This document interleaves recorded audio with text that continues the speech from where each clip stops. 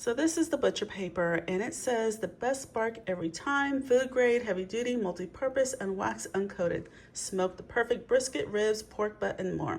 So we have just spent many hours with these ribs on our smoker, and we are about to wrap them. We're gonna spritz them with our homemade spritz and wrap them for the final process. I'm gonna tell you a little bit about this paper. So we've used a different brand in the past, but this seems much more, it's thicker and more heavy duty. And I'm already impressed right off the bat. We find that, wrapping our smoked meats is essential. We tried, actually one time we tried preparing our meats on the smoker and didn't wrap. And when we ate the meat at the end, it seemed like the smoke flavor was completely gone. So we know how vital it is for wrapping meat. So as I mentioned before, we are going to spritz the ribs and start the wrapping process, and I'll show you how we do that.